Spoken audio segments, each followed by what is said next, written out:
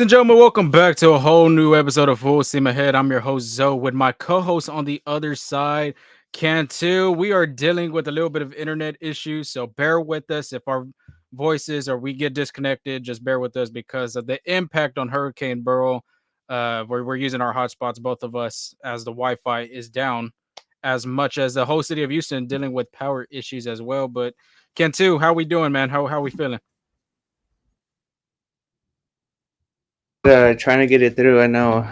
Uh, Speaking of technical difficulties, I'm already kind of spotty starting off. So, uh, hopefully we can get this good show on the road for the fans here, and just ready to go. Hopefully everybody stays safe during the storms. I know most of us still don't have power, so if I need anything, just let us know.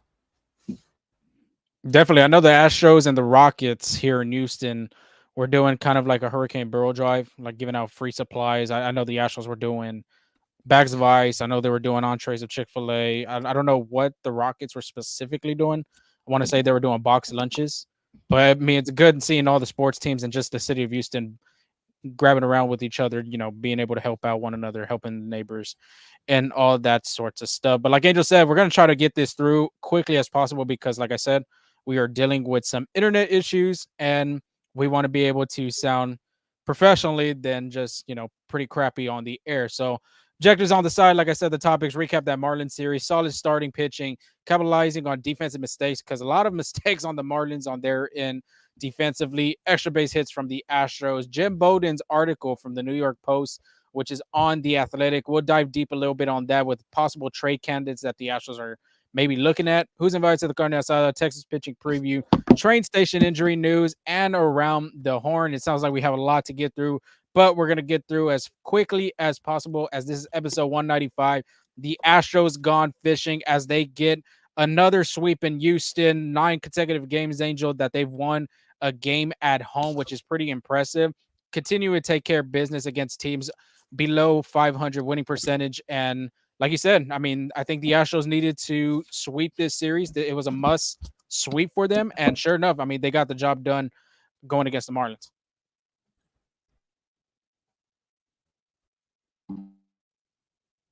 Do 100.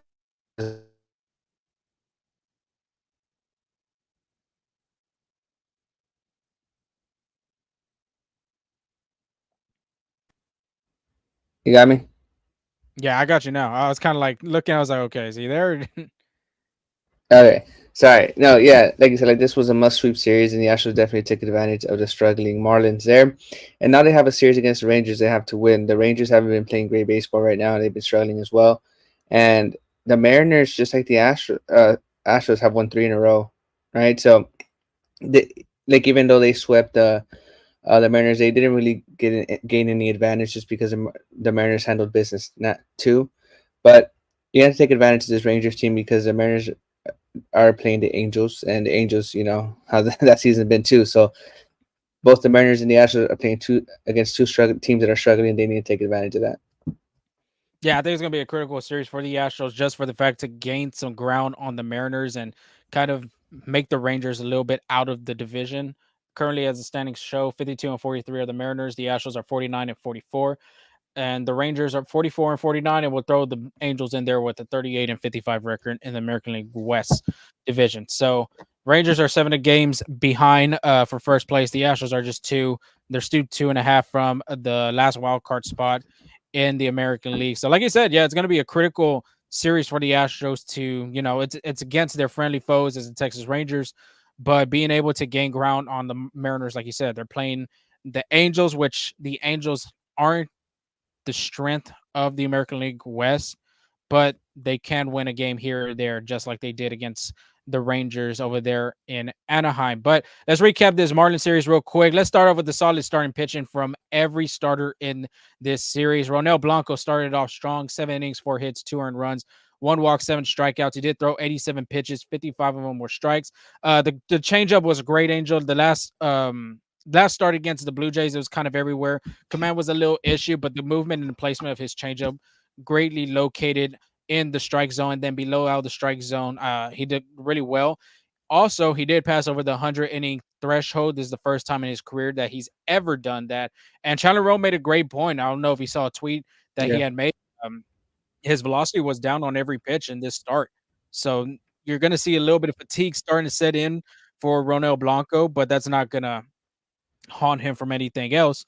But I like to say for Blanco not being an American League All Star this year, shockingly still, he went out there and he did his job. He went out there and continued to dominate, continue even though it was a weak offensive team like the Marlins, he still went out there and did his job and made a pretty good outing, quality star in the book as well. And it's a really good thing to see that his head is in the right direction.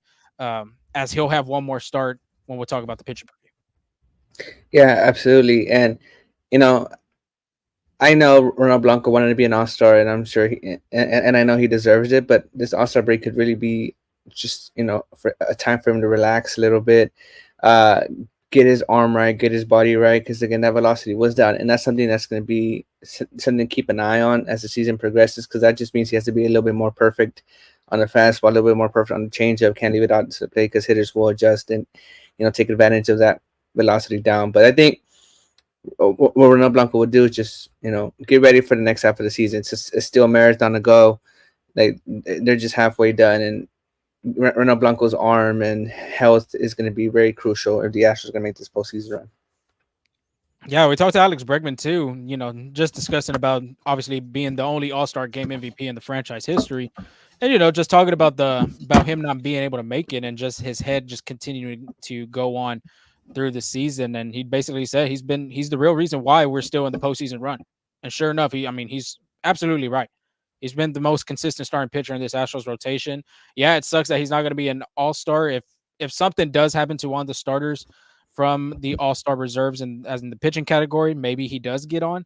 But like you said, I think it's a great time for him just to mentally get prepared for the second half of the season and just let that arm rest because, like you saw in that last start, the fatigue looked like it was starting to set in. Velocity is going a little bit downwards, but like you said, another thing just to monitor on his part. But moving on to Framber Valdez, 7 innings as well, 6 hits, 1 earned run, 1 walk, 10 strikeouts, 95 pitches, 63 of them were strikes. He looked really well in this outing. He didn't pitch. He pitched really double digits, like in the 10 through 19 area.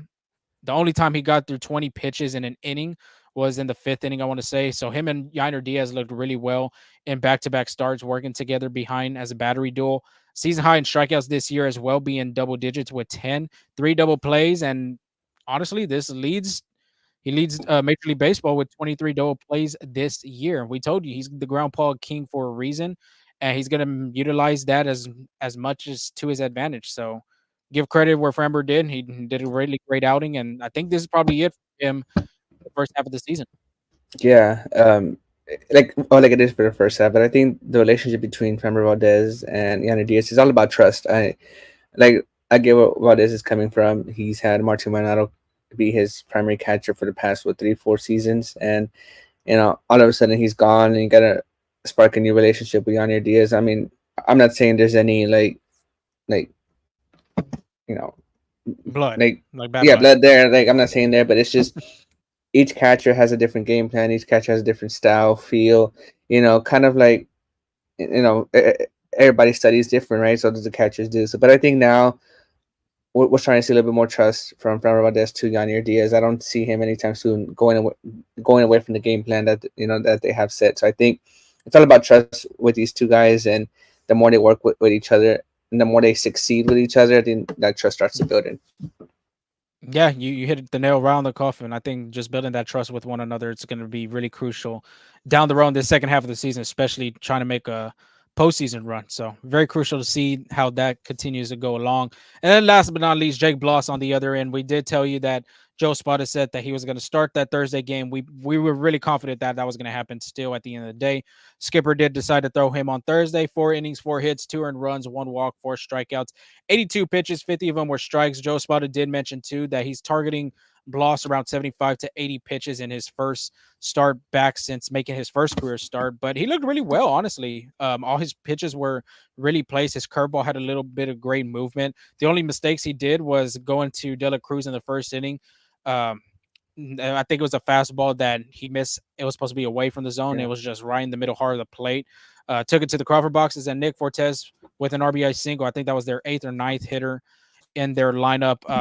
I know Salazar wanted the curveball to be on the outside, but it just kept in, and Fortes was able to get an RBI off of it. But other than that, I mean, second career star in the books for the double major Bloss, and I think he has a really bright future ahead because we don't know the uncertain status for starting pitchers like Lance McCullers Jr., which will have that update here, and as well as Justin Verlander barely getting back to throwing as well. So he could be a really crucial part to this rotation going down the road. Yeah, and he pitched well. I know they're not the most perfect numbers. I know you have rookie pitchers like Paul Skeens who just came in dominating in the league, but each rookie's different. Each rookie's going to have different success. Each rookie's going to have to go through a growth period, right? And I think Jake Bloss in the second start, I think he's looked good. Like I feel like the Baltimore Orioles start was a little bit more impressive just because that was a much well-rounded lineup and limited to 2 runs. Again, I think a little bit of, I'm not gonna say nerves, just a little, I'm gonna say a little bit of rust for Jake Bloss this time around. I think like that hanger to the Cruz was a curveball high and right down the middle. So I think just getting those strikes right. I mean, he's still growing, he's still young, so I think the future's bright for Bloss. Yeah, definitely. Like we said, second career start for the kid. You go from the Baltimore Orioles death lineup to a subpar Marlins offensive lineup. So, like I said, Marlins aren't the best team, but they could sneak around and try to catch a couple wins here and there.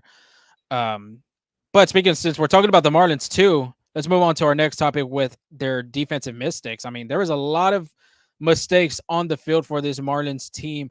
A lot of PFP situations for the pitchers, fielding ground balls in the infield, wild pitches as well for the pitchers, overthrows. Even Jesus Sanchez dropped the ball over there in right field. And what you have to do in that situation, if you're on the offensive standpoint on the other side of the dugout, you got to capitalize on those mistakes. And sure enough, the Astros did with their offensive outputs, with Alex Bregman hitting a 2-run homer, Yordan Alvarez getting an RBI single, Salazar and Bregman as well getting an RBI ground out. Which, did you know Salazar has more RBIs than hits? Yeah. 8 RBIs. I think we talked about it last podcast. I think he has like 1 or 2 games with not recording an RBI, and every other game he does.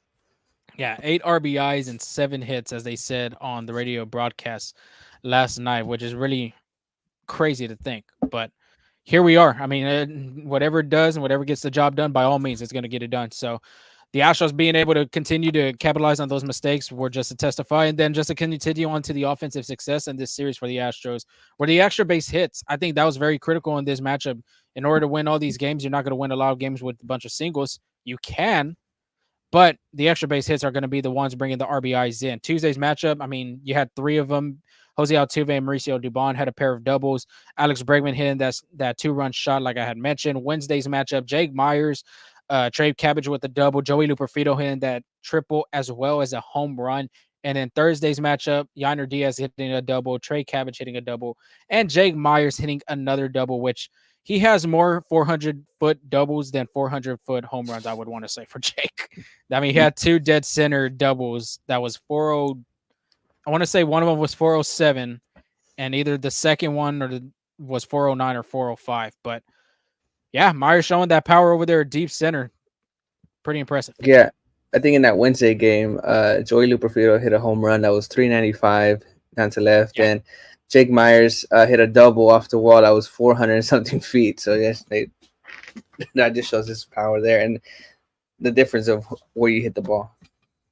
Yeah, definitely. Myers has been really hitting the ball as of late, like always this past season that he's been doing, making the confidence in him. It looks really well. But a little bonus caveat to end the recap: the aggressive on the base pass. The Astros were very, very aggressive, stealing bases. On Tuesday, Chas McCormick had a pair of stolen bases. On Wednesday, Altuve and Alvarez getting the double steal. My gosh, the big man already has 5 stolen bases this season, the most in any other season in his career. And Jeremy Pena, of course, having the speed as well, getting a stolen base. So pretty impressive to see the Astros, a well-balanced, complete series from starting pitching to bullpen to offense, and then even the speed and putting into the place as well. Yeah, I mean, it was a good all around series for the Astros. I mean, as we talked about taking advantage of the struggling team, and that's exactly what they did. Most definitely, but let's move on because the trade deadline is around the corner. I believe we're probably like 2.5 weeks close Yeah. to the deadline. It's the end of July. That's when the deadline is for all trades being made by major league teams. Interesting article came out from Jim Bowden, who writes for the New York Post. It was on the Athletic, and this is the quote from the article. It says, "Quote: Astros GM Dana Brown has made it clear to other front offices that he's focused on adding a veteran starter and an impactful long or short term solution at first base. He's talked to the Mets about Luis Severino and Pete Alonso, and has discussed Christian Walker with the Diamondbacks, Cody Bellinger with the Cubs, and Andrew Vaughn with the White Sox." In terms of starters, the Astros have shown interest in Garrett Crochet, Eric Fetty, Jack Flaherty, Chris Bassett, Yusei Kikuchi, Kevin Gossman, Cal Quantrill, and Austin Gombers, among others, end quote. Starters standpoint, Angel, you're looking at Garrett Crochet and Eric Fetty. Those guys are from the White Sox. Jack Flaherty being from the Detroit Tigers. Chris Bassett, Yusei Kikuchi, and Kevin Gossman from the Toronto Blue Jays. And Cal Quantrill and Austin Gomber from the Colorado Rockies. So I saw this article. I'll give my take after you because I want to hear your thoughts and your perspective of what you think about it. What do you think about Bowden talking about this is obviously hearing from what he's heard. Give me your thoughts. What players are more reasonable, I guess you could say, for the Astros to go after from the first base and the starting pitcher standpoint. I feel the most reasonable pitcher and one that I like is Eric Fed from the White Sox. I think he's not going to be as expensive as Garrett Crochet. I don't think they have to give up so much, but I think if the price is right for Eric Fed, he's pitched really great this season. I like him. The one that seems a little unreasonable to me is Luis Sereno and Pete Alonso, just because that's two packages right there. Like probably a ton of prospects, and I don't know how reluctant the Mets are going to be willing to trade those guys because they are third in the wild card spot. They still have a chance to make the playoffs. So to me, I'm looking more at the White Sox and the Rockies, maybe Cal Contras and Gomber as well, to make it a little bit more reasonable. I think the Blue Jays won't be settled. I think they still have a good chance. And when you have Vladimir Guerrero, Bo Bichette, you have those guys are who can still produce. I don't think they'll be as settled because they can always turn the season around. They are 43-50 at the moment, and they're 8.5 games back from the last wild card spot.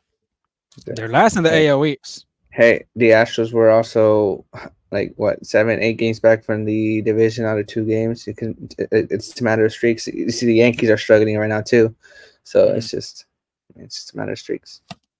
Interesting take from you. Eric Fetty, for the people listening, 7-3 record with a 2.99 ERA. That is his best in his 7-year career that he's been in the big leagues. One guy that I like as starting pitching, I would like to see the Astros kind of add a first baseman and a starter in a package. That's what Okay. I'm really interested to see what the Astros are going to do in that aspect. I don't know if they're just going to go first base from another team and starting pitcher from another team, which that can be probably one of the best bets to do. But Jack Flaherty, I think the Astros have a good connection. I feel like they have a good connection just for the fact they know they're the manager over there, AJ Hinch. Not saying that that's going to be the real process of him bringing, Flaherty to Houston, but he is a rental. I know that's one thing Dana Brown has really been emphasized about was not getting rentals, getting a short term, like they were saying, as a 1 or 2 year guy. Cal Quantrill's another guy I kind of like.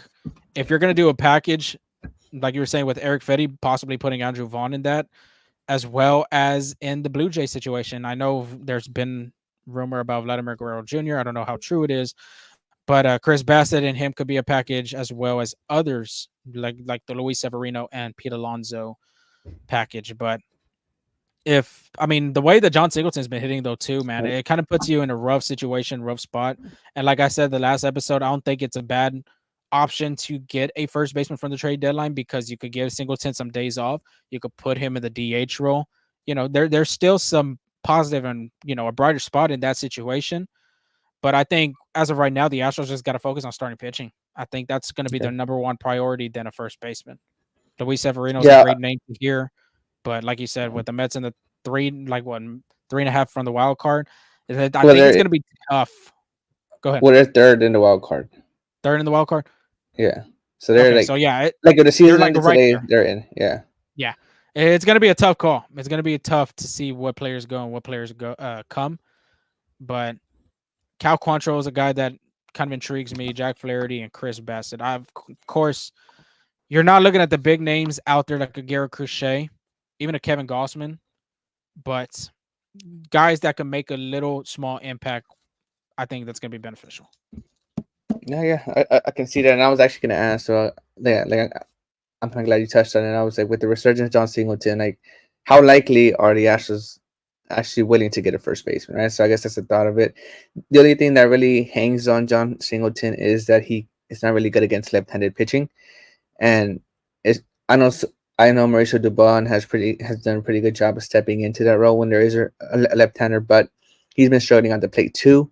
So it's just kind of like, what do you want to do, right? So, but by all means, I think John Singleton has earned that spot, earned what's been given to him, but it's just kind of like, I feel like you always need like a well-rounded hitter, and I think John Singleton struggles against lefties, just kind of diminish that a little bit.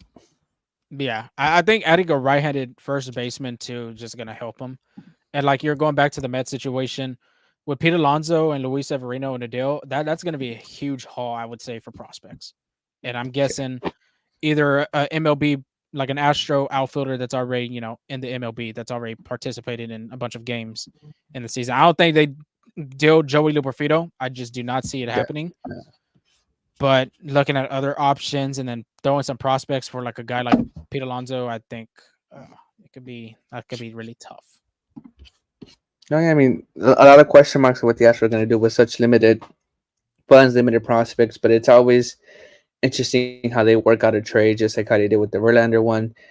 So uh, the thing about Dana Brown is he's not afraid to pull the trigger if the price is right. So I'm sure a move will get done. It's just a matter of when, and it's just a matter of what they're going to give up. But I'm real excited to see what that trade deadline is going to look like. I think the Astros will get better at the trade deadline, and I think they will make a move that's going to better their chances to the postseason. Yeah, especially But where they're at too. Especially where they're at. mhm.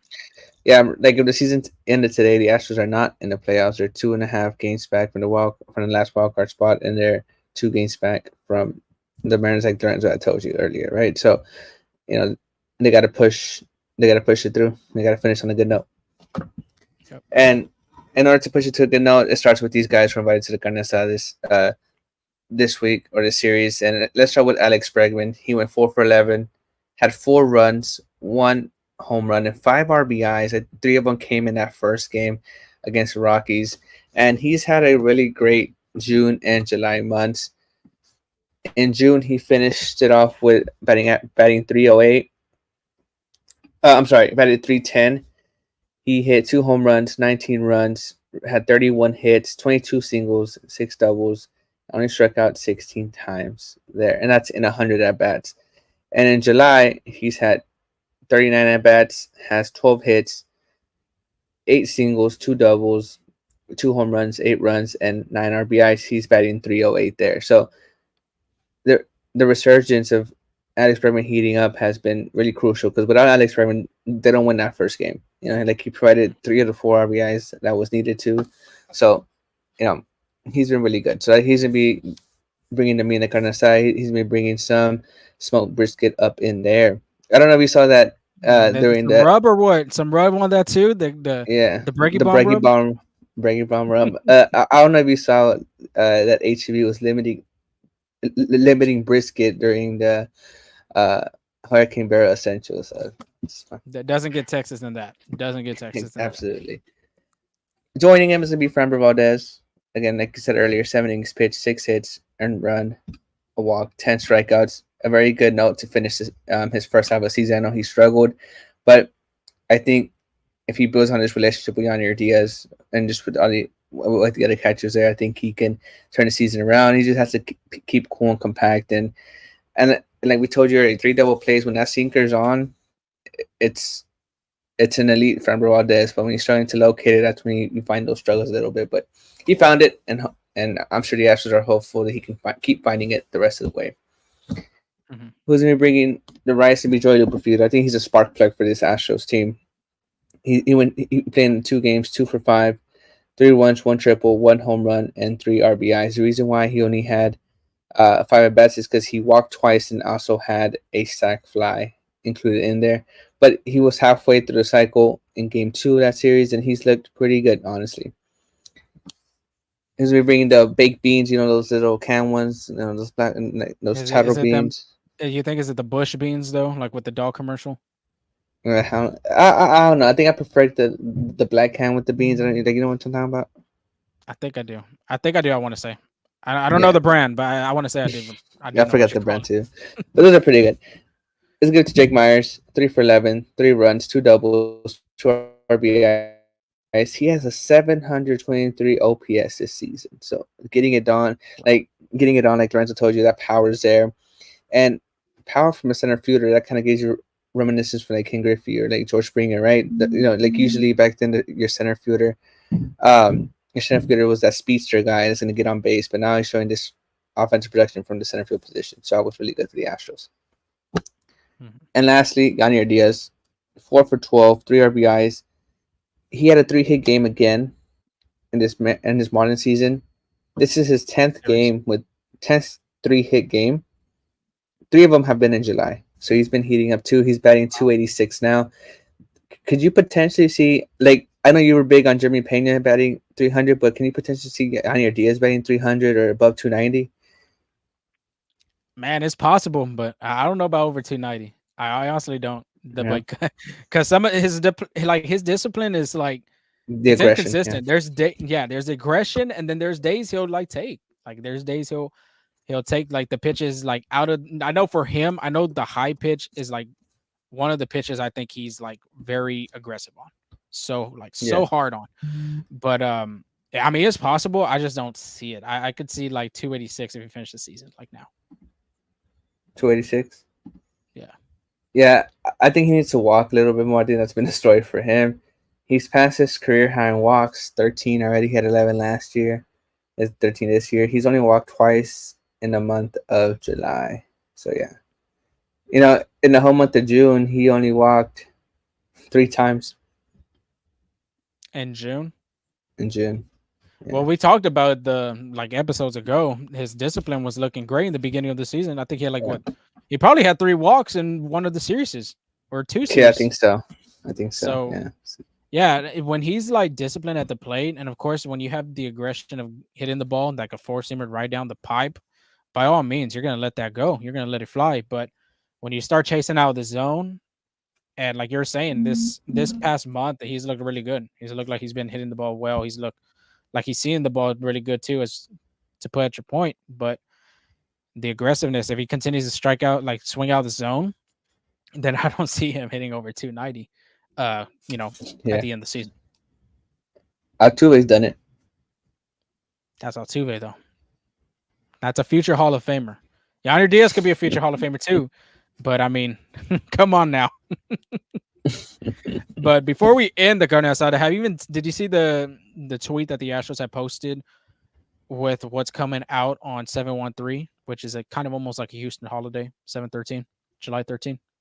Yeah. So there's like 3 promotions, isn't it? It's like the chain and then the Yordan Yeah, Alvarez well, I mean, bobblehead. we could get that out the way. Yeah, the promotions is going to be an Alvarez bobblehead.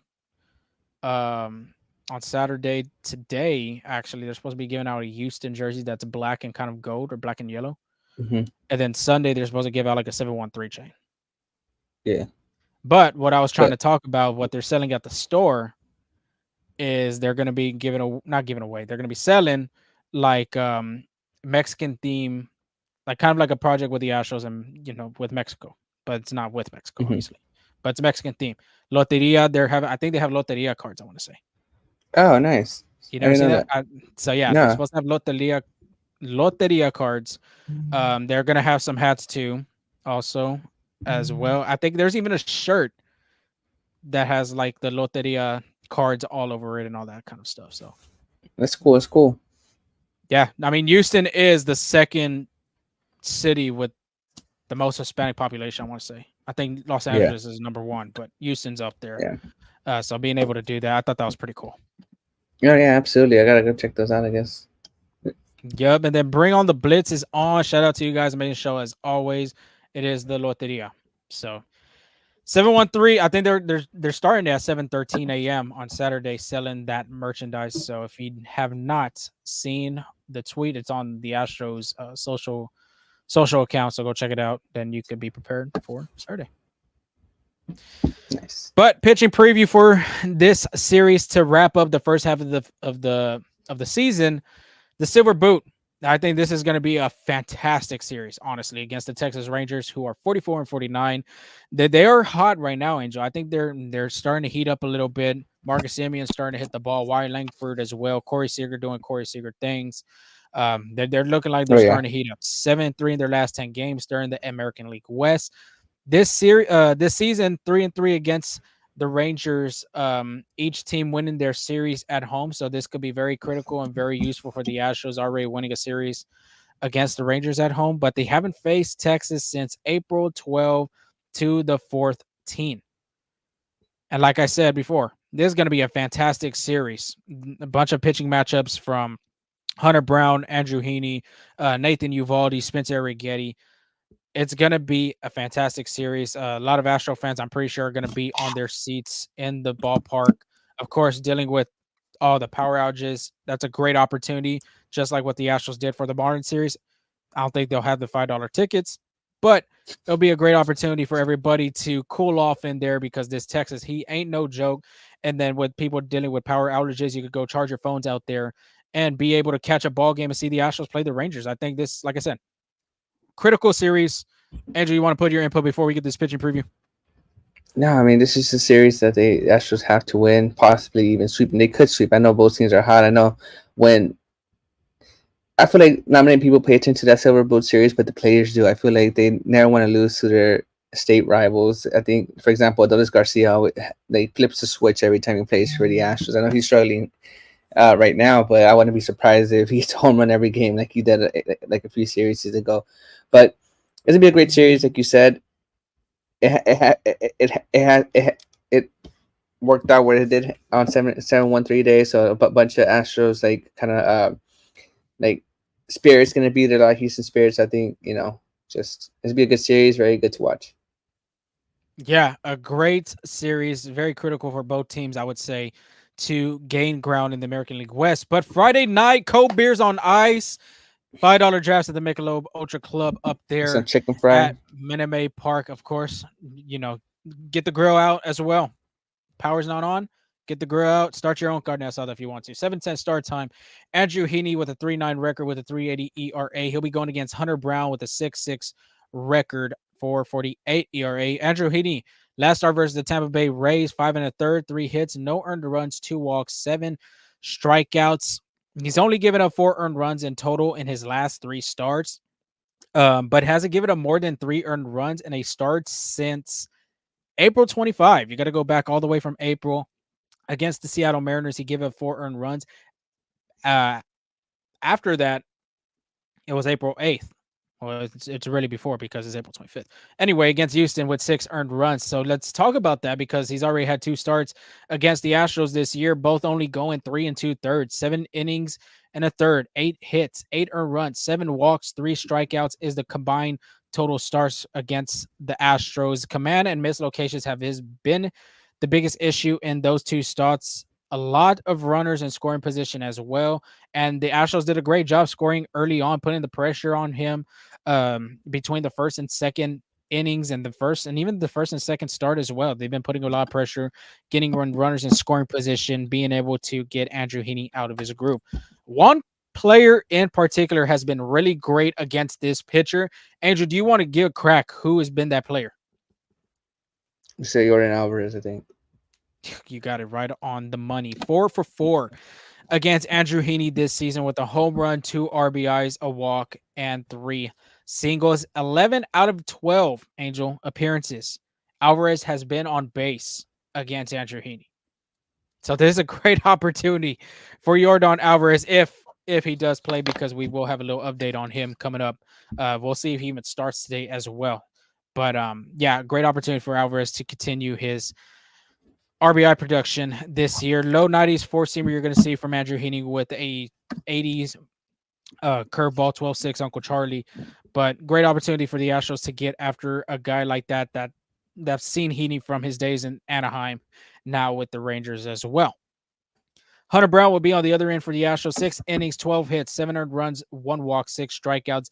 That was that start against the Twins. Generated a lot of soft contact. He did get through 6 innings, which was very impressive, and has pitched over 6 innings for a great while. The last time he has pitched under 6, got to go back to May 17 against the Milwaukee Brewers at Minute Maid Park. So very impressive in Hunter Brown's part as well.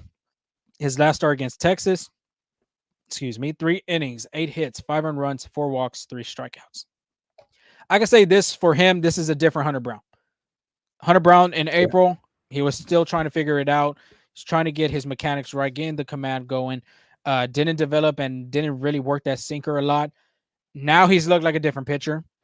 This outing against the Minnesota Twins, he kind of basically said, let that go, scratch it, bygones be bygones, got to move on. And sure enough, against a Rangers team like this, with hitters like Seager, with Simeon, Adolis, like you said, it's going to be very critical to be going early on against this type of lineup. Even though it doesn't look like they're hot on paper if you look at their batting averages, but they're still a competitive team no matter what. Like you said, it could be the rivalry that could just flip a switch on the Astros, because remember, they did beat the Astros in Game 7 of the ALCS last year to win their first World Series. So. Yeah, something I'm looking into this matchup is Hunter Brown bouncing back. I mean, like you just read the stat line against Minnesota, you read the stat line against Texas. I do agree with you. It's a different Hunter Brown. However, he did struggle in his last start. It's not like when he struggled, he like a few games ago and then had to go against the Rockies to bounce back. This is a good hitting team in the Rangers trying to make a bounce back start. I think he has the ability. I think the Texas Rangers not being too exposed on the sinker could be beneficial for Hunter Brown. I'm curious to see how he works it, because this Rangers team, just like the Astros, have seen a lot of Andrew Heaney.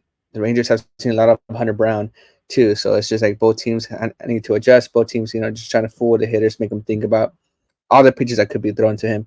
I'm interested to see how Hunter Brown bounces back and the efficiency of his pitches. Yeah, command's going to be very important and key in this matchup against the Rangers, because one mistake you throw at them and they'll make you pay for it. Especially since we're talking about, especially at Minute Maid with the Crawford boxes and left, and I mean, right field's not a short porch, but 325, it kind of has a feel to it. But like you were talking about, seeing familiar faces that the Astros have seen. Saturday, 3:10 start time. Nathan Eovaldi, which the Astros have seen a lot from his days in Boston, as well being with the Rangers now. 6.3 record with a 3.10 ERA. He'll be going against Spencer Arrighetti with a 4.7 record, 5.96 ERA. And Nathan Eovaldi, his last start versus Tampa Bay, 7 innings, 4 hits, 2 earned runs, no walks, 5 strikeouts.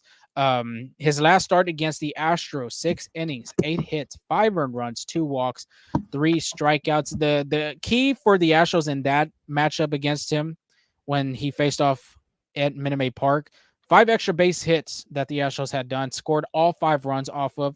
Home runs came brought to you by from Jose Altuve. He had a multi-homer game, one being a leadoff, and Nathan Eovaldi did make 2 mistakes to him right down middle of the zone, kind of the upper part of the strike zone, because Altuve does like to attack that. And to give you a little bit more information with Altuve and Eovaldi matchup, Altuve has 7 home runs against Nathan Eovaldi, most out of any starting pitcher. He has hit the most out of any starting pitcher, being 7 against Nathan Eovaldi. So it's going to be interesting, because Eovaldi's a great pitcher, no matter what. This is one of the guys I really thought the Astros could have signed in the offseason. I think it was 2 last offseason ago or 2 off seasons ago. Didn't work out, obviously, but he's a great pitcher. Has a lot of great stuff. High 90s fastball, 80s as well, being a low 90s split finger. Has really great stuff. 3 straight starts, pitching through 7 innings, as well as you can see the endurance in him, going as much as needed. 3 quality starts in his last 4 outings in these past appearances on the mound. So, like you said, familiar faces. Astros have seen Eovaldi from his time from Boston. to Texas. But a guy that hasn't seen the Rangers this season is Spencer Arrighetti. Let's go with his last start against the Twins: 6 innings, 9 hits, 3 earned runs, 2 walks, 4 strikeouts. He did get through that 6 innings, like we were talking about in that last podcast episode against the Twins. Has yet to face the Rangers, like I've said. Hasn't pitched a really great game, I would say, since the Colorado Rockies.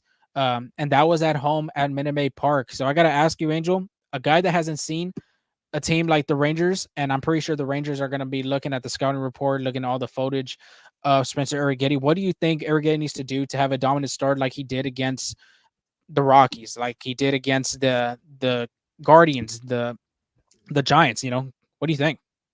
Yeah, I think it starts with command. It's the first issue. You saw it against Minnesota where he hit Carlos Correa, and he was missing in that high right-handers batter's box, and it's just that's what it is for him.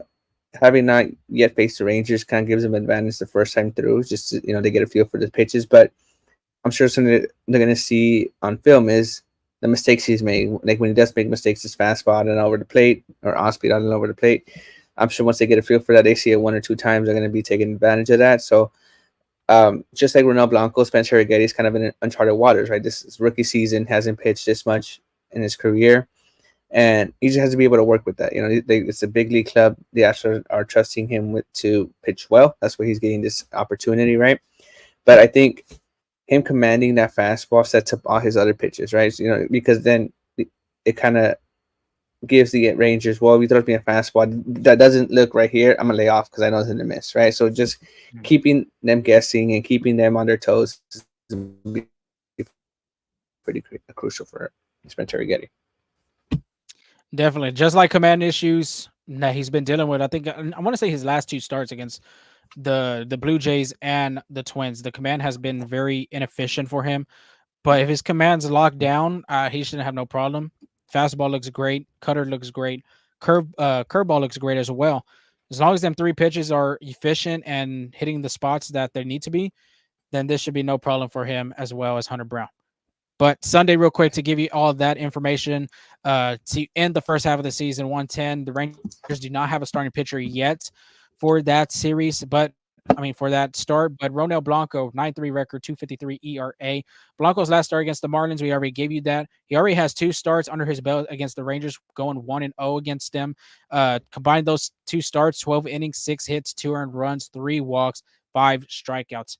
Third time's a charm, maybe, Angel, for the Rangers on this start against Ronel Blanco. But as well, he has to continue doing what he's doing. He has to continue going back to the footage, continue looking at the scouting reports, look what he did wrong, what mistakes he's done. Same thing. I mean, both sides are going to try to do whatever it takes to kind of get that either the offense out of a groove or the starting pitcher out of groove. But for Ronel Blanco to end the first half on an incredible first half in his career, like I said, could have been an all-star, should have been an all-star, I think, in my opinion. Great opportunity to show out again. I don't know if it's going to be nationally televised on Fox or anything like I that, don't but I don't think it I don't think is. so. Yeah, I don't think so either. But if it does, it's a great opportunity to show everybody why he deserved to be an all-star in the American League. Absolutely. I think again he was not, but I think Ronel Blanco's gonna do what Ronel Blanco does. Just keep battling out there, locating his pitches, and do what he got to do. It's a really exciting series, and even if he did make it to the All Star game, since he's pitching Sunday, he wouldn't really play, but just experiencing it, having his name called, would have been a phenomenal experience. Definitely.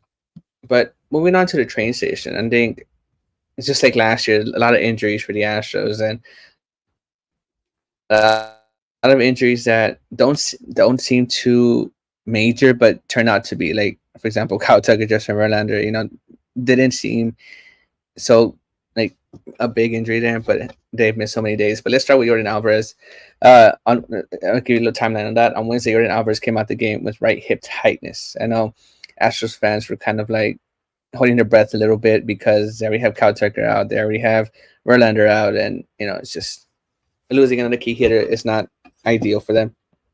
After the game, Yordan Alvarez right hip was bothering him when he tried scoring from second base.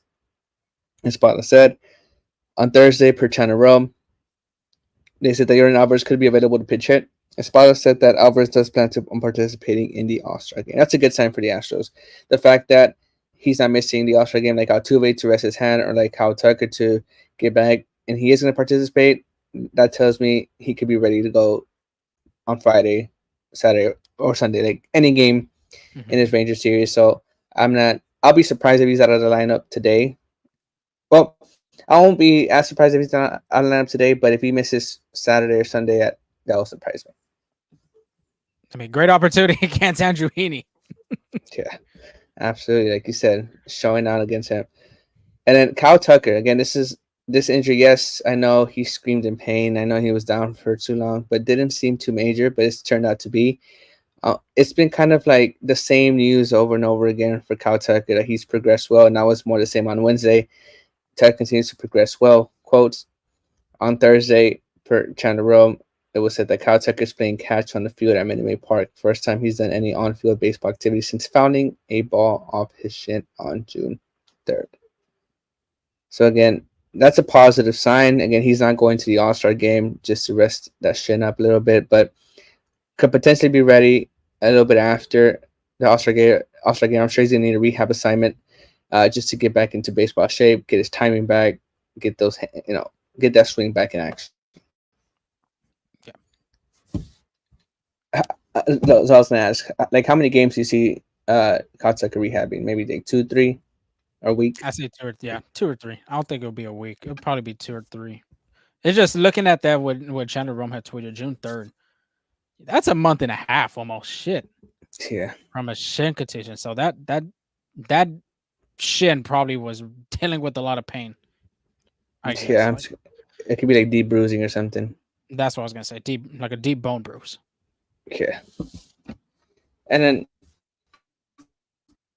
Victor Caratini, don't forget about that guy.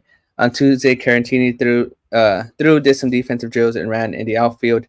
Intensifying will ramp up tomorrow, which is Wednesday, and could go back to West Palm during the All Star break. And then Thursday, per Channel Roll, Victor Caratini will head to West Palm Beach, which is today, to continue building on his rehab. So I think he's soon to be back as soon as the All Star break is over.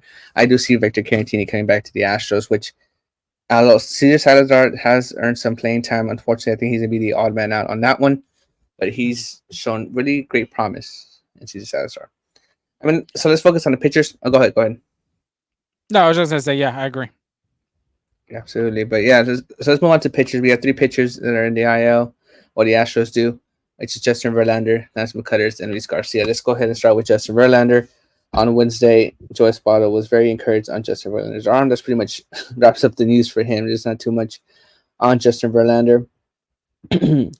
Luis Garcia on Wednesday. Garcia was supposed to throw his bullpen today, which was Wednesday, but couldn't due to Hurricane Harvey. Garcia would throw one tomorrow, which is yesterday. Hurricane Harvey. Sorry, Hurricane Burrow. Hurricane Burrow. My bad. Misspoke. Thank you for that. Thank you for catching it. And then Oh shit. Lance McCullers. I wanted to hold Lance McCullers last because there was so much excitement this season, knowing that Luis Garcia and Lance McCullers were projected to be ready past like after the All Star break. Luis Garcia is on the verge of coming back. He's doing what he has to do, but Lance McCullers took like another setback. The Astros are going to pull back on McCullers Jr. throwing. McCullers hasn't felt well after his bullpen and his throwing program. He's gonna be a no throw for a few days. Then they're gonna reevaluate soreness on the arm, but want to hear from McCullers. This was all Tuesday, and I don't know. This got me thinking. Is like, do you think Lance McCullers will pitch this year for the Astros, or will pitch for the Astros at all following this year? It's kind of hard to say. It puts the Astros in a tough position. I want to say too, man. It puts them in a rough position to figure out what they're going to do at the deadline. Yes, the main priority is going to be a starter, but now they might be looking to go get 2 starters, possibly. So Mm-hmm. that kind of hurts. I'm very intrigued and interested to see if he's going to be like what Michael Brantley was like last year for the Astros. You remember Brantley didn't return till like September and then played in October.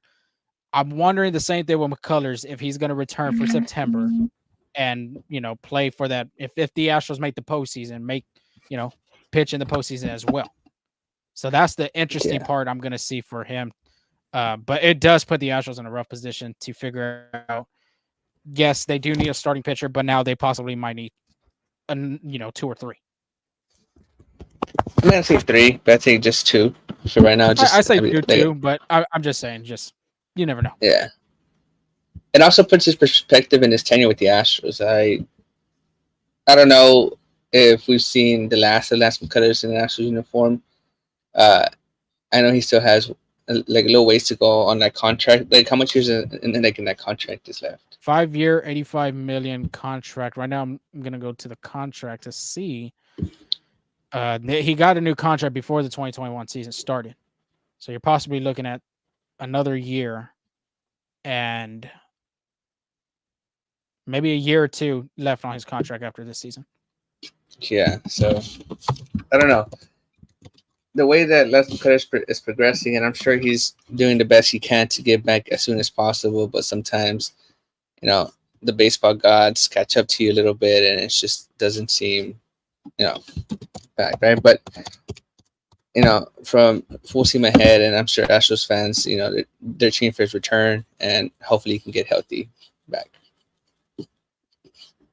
But moving on to around the horn. Oh wait, sorry, Jose Altuve. I forgot to miss that. Jose Altuve, like you said earlier, will miss the All Star game. So is Kyle Tucker. The Astros announced that Jose Altuve missed the 2024 All Star game and its festivities, instead opting to rest his lower left hand.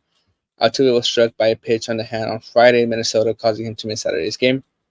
Javier Gonzalez, the pelota cubana, mentioned Altuve said that the Astros have a very important second half ahead of them and needs to be healthy to help them. He believes that these 4 days will be very useful because his hand is still a little purple and needs to rest. So yeah, a purple hand, and he's batting through it. It's not really good. There's no point of, going to the All-Star game if you're not 100% healthy, because at the end of the day, the priority is your team. So it just shows how to be. And then replacing those guys, Willie Castro from the Minnesota Twins will replace Jose Altuve in the All-Star game, and Anthony Santander from the Orioles will replace Cal Tucker. 2 guys that Lorenzo wrote about for our schema, so go ahead and check those stories out too. Pretty great stories there. Yeah. For real quick for Altuve, I think Altuve hasn't been to an All-Star game since 2018, I want to say. Oh wow. I think that was the last time Altuve went to an All-Star game. And that was sure back in Washington. I'm sure he's like been there, done that. Oh shit! What, nine-time All-Star now? Yeah. Has the franchise record for that. And I'm sure he prefers to be with family too, so just take advantage of that break. So.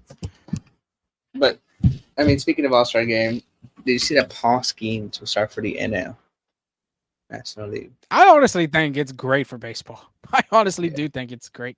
After he almost threw a no-hitter the other day in his last start, great. I think that was great on. I don't know if Torey Lovullo, which it usually is the Diamondbacks and Rangers, setting the lineup and setting the starting, whoever's going to start. By all means, tip of the cap to him for choosing Paul Skeens to start. I think that's going to be freaking awesome to see. Yeah, I think he's only the 5th rookie to start for the NL, so pretty remarkable stuff. Who are those other 5th rookie? I don't have them on top of my head, but that'd be interesting to know. And then lastly, the home run derby is set. It's participating in the home run derby is going to be Pete Alonso, 2-time champion, I believe, or 3. 2. 2. Alec Boehm, Adolis Garcia, Gunnar Henderson, Teoscar Hernandez, Marcelo Zuna, Jose Ramirez, and Bobby Witt Jr. Now, I know you got some players with pop, but tell me why I think I can see Pete Alonso running with it again. Man, okay, let's go by what the thing shows us right here. Give me the final 4, give me the finals and the champion real quick. So is the bracket set like as what we're looking at right here? The bracket. I want to say it is. Let me see.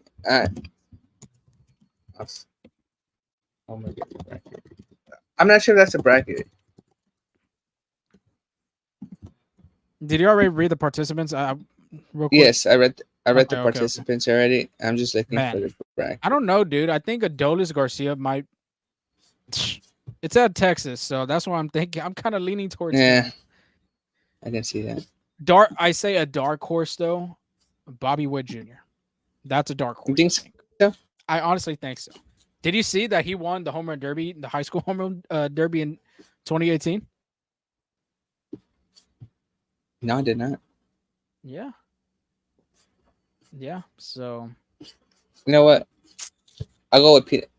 I can see why you would pick Adolis Garcia. You know, uh, like it is, like his own ballpark, but it's a big field. And I'm not saying, and like Bowden doesn't have power. I'm not saying Gunnar Henderson doesn't have power by Will Jr., but I mean, someone with natural raw power who just throws his bat out there and it's gone. That's gonna be Pete Alonso. well, that depends too. If Tony Beasley is going to be throwing BP to Dolis because last year's home run derby, Tony Beasley couldn't throw a strike down the pipe for Garcia, and that was my choice. I want to say to win the home run derby last year. Yeah, but it'll But be interesting. It'll be interesting for sure. is the bracket like that though? That's what I'm we're not trying to sure. figure out. I didn't find anything. Okay. If it is, then it is. Let's go. All right. I'll go real quick.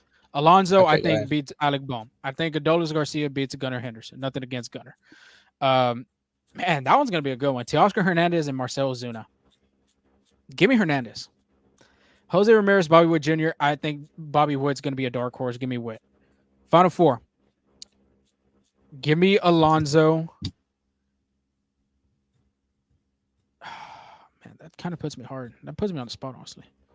Because I don't know if it's Alonso and Garcia going against each other, and there'll be a Hernandez and Witt Jr. If it's not, if it's crossed like this, and I'm going Alonso over Hernandez, and I'm going against Garcia over Witt, and then I'll go Garcia over Alonso. It just depends if Tony Beasley throws strikes to Adolis Garcia. That's the only way I'm going to win this home run derby between me and you. So you got Garcia, right? Yeah. I'm pretty sure a All lot of right. Astro So I fans on got this pod ain't going to Alonso be over happy about Bohm. No, probably not. I got Pete Alonso versus Alec Bohm.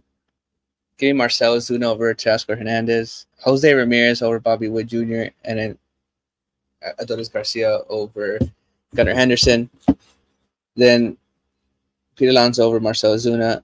Jose Ramirez over Adolis Garcia. It'll be a Pete Alonso Jose Wow. Ramirez final. Wow. And then Alonso takes it over Ramirez. I'm going to say this, my opinion. The home run derby, I feel like, well, this year at least, I'm not very intrigued. Why not? There's superstar players on there, but you need the big power hitters in this derby. Nothing against, like you said, nothing against Alec Bohm, nothing against Henderson. So you're saying Gunnar Henderson, big dog, power hitter? I mean, shit, he's in top 5 in home runs in the American League, I want to say. Yeah. But I don't know. What's your thought on that? I mean, I feel like the home run derby is just a different animal. It's not like this slam dunk competition. It's not like the Pro Bowl or anything like that. I feel like these guys could all hit home runs, and it makes it more entertaining. So, I mean, I like it. I feel like these are all major league hitters who can literally hit a home run at any ballpark. So it's just, I'm cool with it. Definitely. We'll have to see. We will have to see. But that is the end of our show. We made it under an hour. Barely. Continue to follow us at our social media platforms on our ticker below from Instagram, from Twitter, from TikTok. We are all on there putting the content as much as we can as well. Look on the lookout. All-Star Weekend, I'll be there to put up as much Astros content as possible for our social media platforms. But as well as the YouTube. If you're on Twitter, go and subscribe to the YouTube channel. Make sure you hit that like button on this YouTube video as we are live doing this on that side of the world, and hit that subscribe button as well. Like I had mentioned before, as well, the podcast platforms, Spotify and Apple. That's where you will hear our podcast. If you weren't here early on to hear the rest of it, make sure you go and we'll plug it up here after we get off this live show on YouTube and Twitter. But Angie, you got anything else before we sign off? No, just thanks for the listen. We had a pretty good crowd for half of Houston not having power, and so it's always really good. Thank you for your support. Stay safe, and be good. Yeah, Houston strong, like Joe Espada said in his pregame with the clubhouse with the media. But like we said, if hopefully everybody gets their power back on, hopefully everybody gets their internet as well. We are dealing with our Wi-Fi issues being on our mobile hotspot. But stay safe out there. Have a blessed and safe weekend. We will give you this recap against the Texas Rangers, and we will throw out our MVPs of the first half of the season. Um, have our first the last episode of this first half as well. And like I said, stay safe. Have a blessed weekend. We'll talk to y'all Sunday. Peace.